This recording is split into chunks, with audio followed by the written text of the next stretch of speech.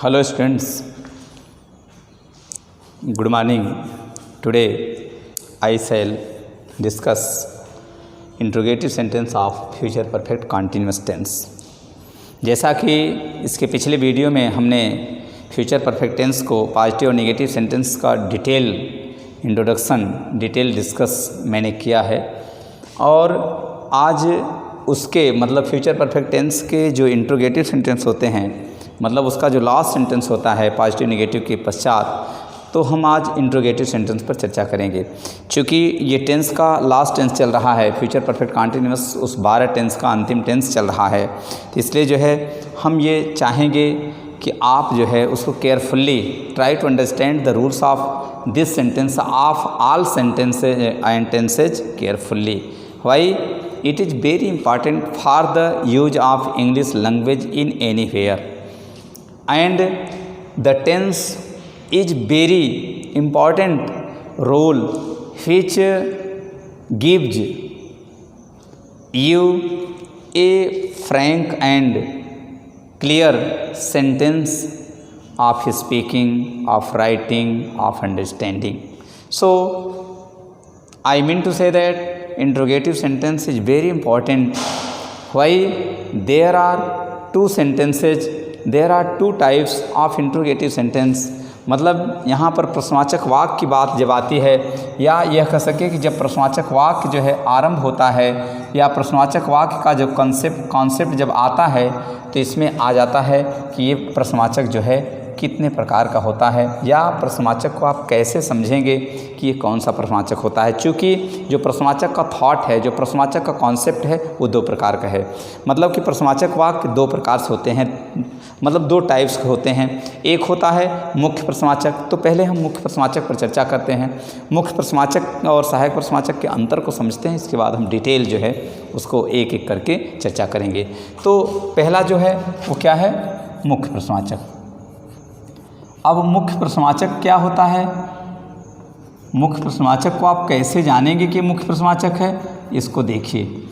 मुख्य प्रश्नवाचक वाक्य, सरल सी बात है कि वह वाक्य, जैसे ये कहा जाए कि वह वाक्य, ये हिंदी की बात की जा रही है, वह वाक्य जिनके बीच में क्या, क्यों, कहाँ, कब, कैसे शब्द आता है उसे मुख्य प्रश्नवाचक वाक्य कहा जाता है। आप यहाँ देख रहे हैं क्या बताया जा रहा है? जैसे वह 1 माह से क्या कर रहा होगा। आप देख सकते हैं इसमें जो मुख्य प्रश्नवाचक शब्द है वो वाक्य के बीच में आया है। तो इस प्रकार से मुख्य प्रश्नवाचक वाक्य किसको कहते हैं, इसको आप देख रहे हैं। इस प्रकार आप देख रहे हैं कि मुख्य प्रश्नवाचक वाक्य किसको कहते हैं। जैसे आप अभी एक वाक्य देखिए, वह 1 माह से क्या कर रहा होगा। अब इसमें जो क्या शब्द है वो बीच में है, इतना आप देख रहे हैं। अब जो मुख्य प्रश्नवाचक वाक्य है उसकी ये पहचान होती है। अब हम इसी के संदर्भ में क्या कहते हैं कि जो इसका नियम है, मतलब कि मुख्य प्रश्नवाचक का जो नियम है उसको हम आपके समक्ष जो है लिख रहे हैं। आप उसको नोट कर लीजिए और उसके अनुसार वाक्य बहुत आसानी से आप हल कर लेंगे। और इसको जो है एक्सप्लेन करने के बाद हम जो है सहायक प्रश्नवाचक वाक्य की चर्चा करेंगे। जैसा कि आप थोड़ा सा चर्चा कर दे रहे हैं, आप उसको समझ लीजिए। क्योंकि दोनों में अंतर क्या है कि ये जो सहायक प्रश्नवाचक वाक्य होता है, जैसा कि मुख्य प्रश्नवाचक वाक्य को आप देखा कि ये प्रश्नवाचक शब्द वाक्य के बीच में है, और सहायक प्रश्नवाचक वाक्य की पहचान ये होती है कि हिंदी वाक्य में यही शब्द या प्रश्नवाचक शब्द वाक्य के प्रारंभ में होता है। इतना अंतर है। यदि आप प्रश्नवाचक, सहायक प्रश्नवाचक और मुख्य प्रश्नवाचक के अंतर को आप नहीं समझ पाएंगे तो वाक्य हमेशा जो है गलत एड्रेस कर देंगे, आप गलत उसको जो है प्रस्तुत कर देंगे और वाक्य गलत हो जाएगा। तो हम अब मुख्य प्रश्नवाचक का नियम लिखते हैं, इसके पश्चात जो है हम वाक्य को हल करेंगे। मुख्य प्रश्नवाचक वाक्य, इसमें ये नियम होता है कि सर्वप्रथम मुख्य प्रश्नवाचक शब्द ही लिखा जाता है।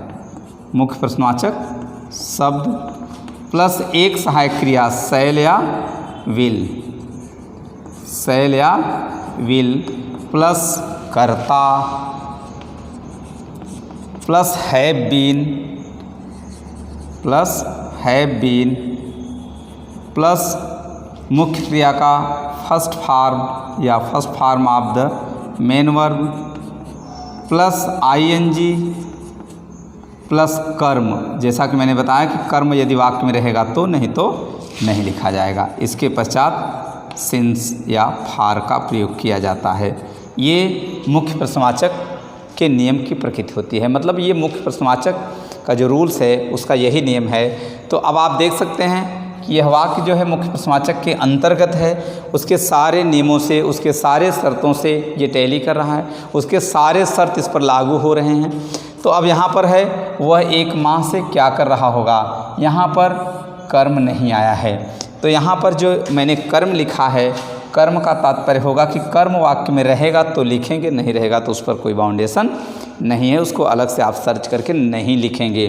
तो अब देख सकते हैं यहाँ पर क्या होगा, ही के साथ विल, आई एम सॉरी, आप मुख्य प्रश्नवाचक वाक्य देख रहे हैं, न कि पॉजिटिव सेंटेंस देख रहे हैं। इसका ये नियम है कि सर्वप्रथम क्या होगा, सर्वप्रथम इसमें मुख्य प्रश्नवाचक शब्द लिखा जाएगा। क्योंकि यहाँ पर नियम भी है कि सर्वप्रथम क्या लिखा जाता है, मुख्य प्रश्नवाचक शब्द, इसलिए यहाँ पर क्या हो गया, व्हाट। इसके पश्चात ये कह रहे हैं कि एक सहायक क्रिया, मतलब शैल या विल में से एक। अब उसको जस्टिफाई करना रहता है, अब उसको डिसाइड करना रहता है कि शैल होगा कि विल होगा। तो मैंने आपको बताया है कि इसमें जो 7 प्रोनाउन होते हैं, I, we, you, they, he, she, it, ये 7 हैं संख्या में, आप देख सकते हैं। इन 7 में से 2 के साथ शैल और बाकी के साथ विल। तो यहाँ क्या हो जाएगा, व्हाट विल प्लस कर्ता, यहाँ देख लीजिए, सर्वप्रथम मुख्य प्रश्नवाचक शब्द प्लस शैल या विल प्लस कर्ता प्लस हैव बीन। अब यहाँ पर आप लिखेंगे प्लस हैव बीन प्लस मुख्य क्रिया का फर्स्ट फॉर्म, क्या कर रहा होगा, डू मीन्स करना, तो आईएनजी हो जाएगा डूइंग। अब इसमें कर्म ही नहीं है। So after this you will right the time, एक माह से फॉर 1 या ए मंथ लिख सकते हैं। मुख्य प्रश्नवाचक वाले वाक्यों में या सहायक प्रश्नवाचक वाले वाक्यों में आप लास्ट में क्वेश्चन मार्क ज़रूर लगाएंगे, क्योंकि क्वेश्चन मार्क ही इंडिकेट करता है कि यह जो वाक्य है वो प्रश्नवाचक वाक्य है। मान लीजिए आपको नहीं समझ में आ रहा है, अंग्रेजी में सहायक क्रिया से वाक्य शुरू है या मुख्य प्रश्नवाचक शब्द से वाक्य शुरू है, बट यू आर अननोन और you have no capacity to understand easily the sentence which is the sentence in main interrogative or the sentence is helping interrogative. So you can understand easily if the mark is indicate at the last of the sentence. So the second sentence is उसका भाई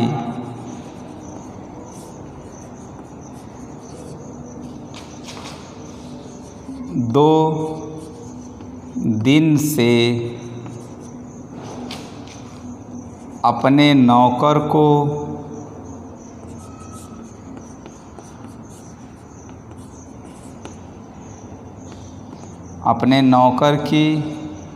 उसका भाई 2 दिन से अपने नौकर को क्यों पीट रहा होगा।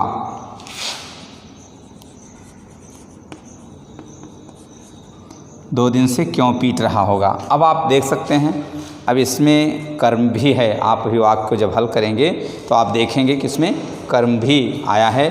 तो अब हो जाएगा, यहाँ पर है क्यों, तो all of first you will write why plus shall या will, why will his brother have been, beat means होता है पीटना, तो उसका आईएनजी हो जाएगा हैव बीन बीटिंग। अब किसको, यही कर्म है इसका, हिज ब्रदर का, उसका नौकर क्या होगा, हिज सर्वेंट, हिज ब्रदर। अब यहाँ मैंने बताया है कि जैसे हिज ब्रदर आया है उसका भाई, इसको जो है आप क्या करेंगे, इसको रिगार्ड करेंगे। इसको मान लीजिए कि राम है, तो राम अर्थात ही है, पर जैसे कि इसमें आ जाइए, अब ही का अपना अपनी क्या हो जाएगा, हिज, तो यहाँ पर क्या हो जाएगा हिज सर्वेंट। अब why will his brother beating his servant 2 दिन से, तो यहाँ पर क्या हो जाएगा फॉर 2 डेज। आप डे और डेज में भी अंतर समझ लीजिए। अगर एक दिन रहेगा तो सिंगुलर नंबर को इंडिकेट करता है, तो वहाँ पर डेज नहीं होगा, ठीक है। अगर सिंगुलर नंबर से हट करके, मतलब अगर 2 है, 3 है, 4 है, तो वो हमेशा क्या होगा, प्लूरल नंबर होगा। तो वहाँ पर जो नाउंस होता है उसमें यस या यस लगेगा। जैसा कि आप जानते हैं कि मुख्य क्रिया में यस या यस लगता है तो एक वचन हो जाती है, और नाउन में यस या यस लगता है तो बहुवचन हो जाता है। तो इस प्रकार से आप इंट्रोगेटिव सेंटेंस को देख रहे हैं, और इंट्रोगेटिव सेंटेंस में मुख्य प्रश्नवाचक को आपने देखा, मुख्य प्रश्नवाचक के वाक्यों को आपने हल किया, मुख्य प्रश्नवाचक को आपने समझा। अब एक और सेंटेंस की बात करते हैं, इसके पश्चात हम आपको ले चलेंगे सहायक प्रश्नवाचक वाक्य में। तुम 1990 से इस विद्यालय में, तुम 1990 से इस विद्यालय में क्या कर रहे होगे, क्या कर रहे होगे। अब देखिए, अब आ गया 1990, चूँकि ये 1901 से लेकर के 2000 तक केवल एक ही बार होगा। 1990 आएगा, उसके बाद 91 आएगा, 92 आएगा, 93 आएगा, इसलिए ये समय क्या है, निश्चित है। तो जब निश्चित समय रहेगा तो सेंस होगा। तो आप देख सकते हो क्या कर रहे हैं, तो यहाँ पर हो जाएगा what will you have been, what will you have been doing in this school. अब यहाँ पर निश्चित समय है सिंस 1990। तो इस प्रकार से आप जो है मुख्य प्रश्नवाचक वाक्यों को देख रहे हैं, मुख्य प्रश्नवाचक वाक्यों के नियम को, उसके पहचान को। अब हम इसी के संदर्भ में आपको ले चलते हैं सहायक प्रश्नवाचक वाक्य किसको कहते हैं। क्योंकि आप ये देख रहे हैं कि मुख्य प्रश्नवाचक वाक्य जो होता है वो मतलब कि किस प्रकार से बनता है और सहायक प्रश्नवाचक वाक्य किस प्रकार से बनता है। तो आपने देखा कि मुख्य प्रश्नवाचक का थोड़ा सा एक अलग नियम है और सहायक प्रश्नवाचक वाक्य का थोड़ा सा एक अलग पहचान और नियम है। आप देखते रहिए, हम जो है आपको सहायक प्रश्नवाचक वाक्य पर चर्चा करेंगे। तो अब जो है सहायक प्रश्नवाचक वाक्य, उसकी पहचान, उसके परिभाषा। अब जैसा कि आपने इसमें देखा कि ए जो है वो मुख्य प्रश्नवाचक है, बी सहायक प्रश्नवाचक। तो अब हम जो है बी को लिखते हैं सहायक प्रश्नवाचक।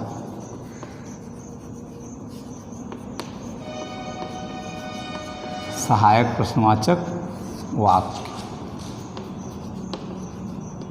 सहायक प्रश्नवाचक वाक्य क्या है, अब थोड़ा सा देखिए। वह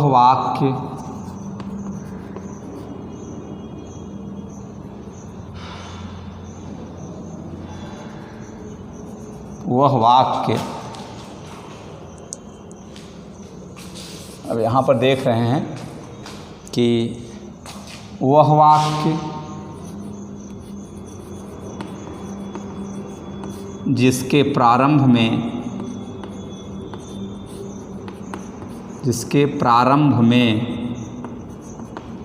प्रश्नवाचक शब्द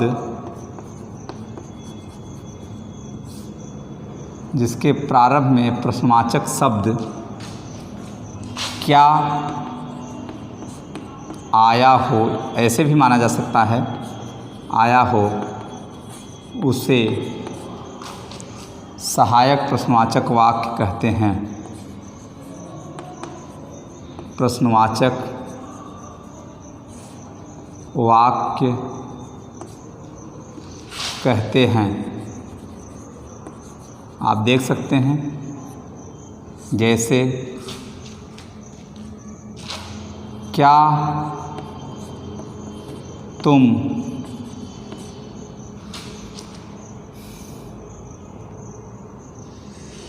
सोमवार से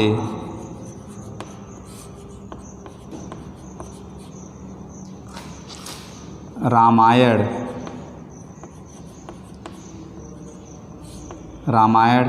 पढ़ रहे होगे।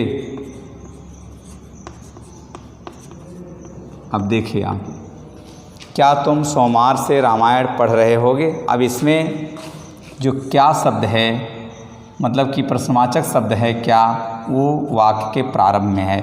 जैसा कि आपने मुख्य प्रश्नवाचक वाक्य में ये देखा कि उसमें ये बताया गया कि क्या, क्यों, कहाँ, कब, कैसे शब्द वाक्य के बीच में हो। मतलब यहाँ पर वाक्य प्रश्नवाचक शब्द क्या आया हो, तो यदि वह वाक्य जिसके प्रारंभ में, यहाँ पर प्रारंभ की बात की जाती है और उसमें किसकी बात की जाती थी, बीच में। देखिए कितना अंतर है।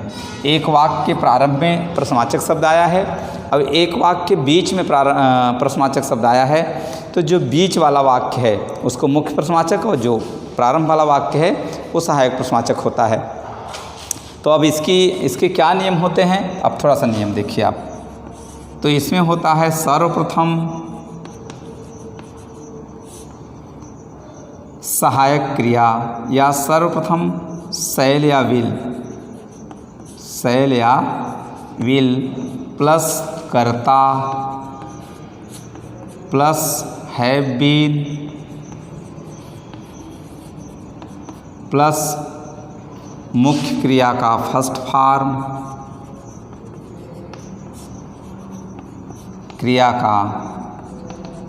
फॉर्म, प्लस आईएनजी प्लस कर्म प्लस सिंस या फार। पहले कर्म को यहाँ पर प्राथमिकता दी जाती है, प्रायोरिटी में जो है वो क्या होता है, कर्म होता है। मतलब कर्म के बाद ही सिंस फार लिखा जाता है। चूँकि कर्म को इसलिए पहले लिखा जाता है क्योंकि उसमें डायरेक्ट और इनडायरेक्ट ऑब्जेक्ट दो प्रकार के आते हैं। तो जो जैसे सिंस या फार है वो इनडायरेक्ट मतलब डायरेक्ट ऑब्जेक्ट के रूप में आता है, इसलिए वहाँ पर कर्म को प्रायोरिटी दी जाती है। कर्म अगर नहीं आया हो तो इन्हीं को लिख दिया जाएगा। क्योंकि जब कर्म है ही नहीं तो सिंस या फार ही लिखा जाएगा, और नहीं तो जो कर्म है वो हमेशा जो है नाउन या प्रोनाउन होते हैं, इसलिए इनडायरेक्ट कर्म लिखा जाता है। इसके बाद डायरेक्ट कर्म में सिंस या फार आते हैं। तो अब आप यहाँ पर देख सकते हैं ये बता रहे हैं कि सर्वप्रथम शैल या विल। आप ये नहीं कह सकते हैं कि सर्वप्रथम सहायक क्रिया। यदि आप सहायक क्रिया सर्वप्रथम कर देंगे तो तीनों सहायक क्रिया एक साथ आने का प्रावधान हो जाएगा, आने का नियम हो जाएगा और वाक्य जो है गलत हो जाएगा। तो अब यहाँ पर कह रहे हैं शैल या विल। अब आप कर्ता को कंसीडर कर लीजिए। कर्ता को आप देख रहे हैं, कर्ता क्या है, यू है। यू के अकॉर्डिंग क्या होगा, यहाँ पर विल प्लस कर्ता, will you have been, will you have been, read means होता है पढ़ना, तो उसमें आईएनजी हो जाएगा। Will you reading the Ramayana. अब यहाँ पर दिस लगेगा क्योंकि वो धार्मिक पुस्तक है। Will you reading the Ramayana since Monday. ये भी, इसमें भी वाक्य के अंत में प्रश्नवाचक चिन्ह लगा रहता है। आपको सहायक प्रश्नवाचक वाक्य में भी प्रश्नवाचक चिन्ह लगाना चाहिए आपको भी। अगर आप प्रश्नवाचक चिन्ह नहीं लगाएंगे तो वाक्य गलत मान लिया जाएगा। एक और वाक्य देखते हैं। दूसरा वाक्य क्या है? क्या सुबह से वर्षा हो रही होगी? क्या सुबह से वर्षा हो रही होगी? अब यहाँ पर भी आप देख सकते हैं कि वाक्य जो है सहायक प्रश्नवाचक है, क्योंकि यदि क्या, क्यों, कहाँ, कब, कैसे या प्रश्नवाचक शब्द वाक्य के प्रारंभ में हो तो वाक्य जो है वो सहायक प्रश्नवाचक होता है। तो यहाँ पर अब क्या होगा, यहाँ पर कर्ता है नहीं तो आप कंसीडर करके कर्ता मानेंगे। ईट, इसके अनुसार क्या होगा? Will it have been.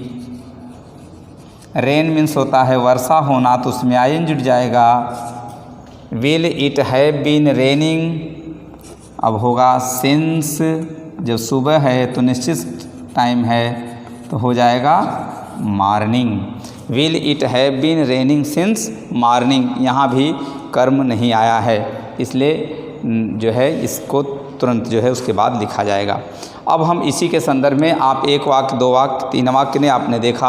अब जैसा कि मैंने बताया था कि बेसिकली रूप में मतलब प्रारंभिक, मतलब कि सब प्रारंभिक तौर पर पॉजिटिव निगेटिव सेंटेंस ही होते हैं, लेकिन जैसा कि इसमें इंट्रोगेटिव और प्लस निगेटिव ऐसे वाक्यों को भी समझाया है, मतलब ऐसे वाक्यों को भी मतलब बोर्ड में पूछे जाने या सिलेबस में पाठ्यक्रम में निहित होने की बात कही गई है।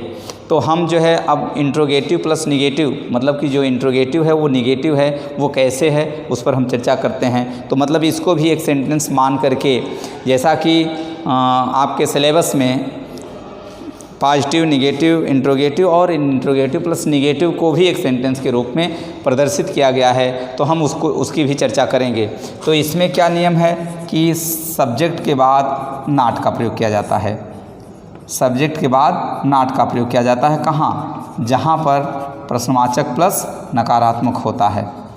तो आप यहाँ देख रहे हैं कि सब्जेक्ट के बाद क्या प्रयोग किया जा रहा है? नॉट का प्रयोग किया जाता है। तो अब अगर इस प्रकार के वाक्य हैं, जैसे मुख्य प्रश्नवाचक वाक्य को ही आप देख लीजिए। मेरे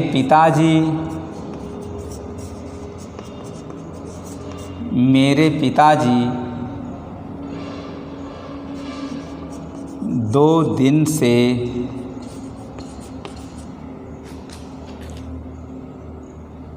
रामायण क्यों नहीं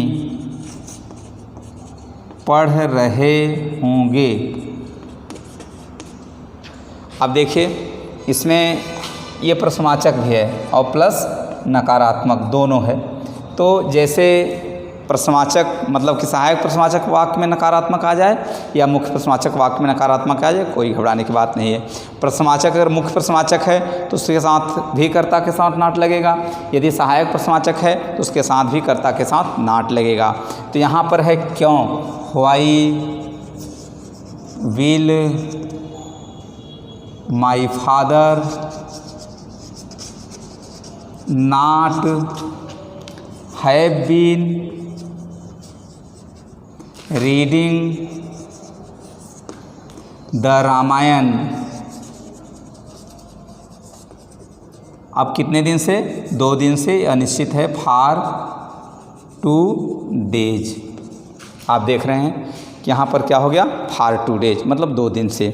तो यदि आप सहायक प्रश्नवाचक की बात करते हैं, जैसे क्या सुबह से वर्षा नहीं हो रही होगी, तो अगर आप ऐसा वाक्य है तो फिर क्या हो जाएगा? Will it not have been, जैसा है वैसे लिख दिया जाएगा। तो मतलब यहाँ पर इट को कर्ता माना गया इस वाक्य में, इसलिए उसके बाद नॉट आ गया। यहाँ पर द फादर को कर्ता माना गया, इसके बाद नॉट आ गया। तो इस प्रकार से my dear students, the mystery and rules of interrogative plus negative sentence is content here, मतलब यहाँ पर दिखाया जाता है। और इसके बाद अब हम जो है क्या कहते हैं इंट्रोगेटिव सेंटेंस में ए और बी को पढ़ने के पश्चात हम उसके वाक्य जो शेष वाक्य होते हैं जो टेक्स्ट में या जो आपके सिलेबस में जो बुक्स में और शेष वाक्य दिए गए हैं उन शेष वाक्यों को भी आप देख सकते हो। और इसी रूल्स के आधार पर, इन्हीं नियमों के आधार पर सारे वाक्य जो हैं इन्हीं नियमों पर आधारित हैं। यदि आप नियमों को बखूबी बहुत अच्छे ढंग से स्टडी करेंगे तो आपको किसी भी टेंस में किसी भी प्रकार की प्रॉब्लम्स नहीं आएगी। तो इस प्रकार से आज जो है जो टेंस है, मतलब आपके पाठ्यक्रम में जो टेंस है, इंग्लिश ग्रामर का जो मेन पोर्शन है वो समाप्त होता है। और अब हम इसके पश्चात एक और सेंटेंस है जो सेंटेंस के रूप में ट्रांसलेशन में, अनुवाद में बहुत ही इम्पॉर्टेंट रोल अदा करता है, बहुत ही इम्पॉर्टेंट रोल उसका है, उस पर हम चर्चा करेंगे नेक्स्ट वीडियो में। उसका नाम है इम्परेटिव सेंटेंस। तो my dear friends, my dear students, today I have totally finished the tenses. These tenses are in numbers 12. One tense has 4 sentences. So there are 12 sentences. There are 12 tenses, and one tense has 3 sentences. But discuss 4 sentences: positive, negative and interrogative plus negative और interrogative. तो इस प्रकार से आज का यह video और आज का यह टेंस का जो पाठ्यक्रम है, टेंस के अंतर्गत आने वाले जितने टेंस थे उसको हमने डिस्कस किया और मैंने इसको कवर किया। और मैंने ये उम्मीद किया है कि आप लोगों को बहुत अच्छे ढंग से सहायक प्रश्नवाचक, मुख्य प्रश्नवाचक, पॉजिटिव सेंटेंस, नेगेटिव सेंटेंस समझ में आ गया होगा। और बाकी आप लोग हमारे मतलब इस वीडियो को लाइक करिए, लाइक करिए। और हमारा जो वीडियो है इंग्लिश ग्रामर का, उस पर नोट्स भी अवेलेबल है। आप चाहें तो नोट्स को जो है आप देख सकते हैं। और किसी प्रकार से उसमें कोई कन्फ्यूजन होता है तो आप जो है हमारे मतलब कि इंडिकेट हमको करेंगे। Thank you very much.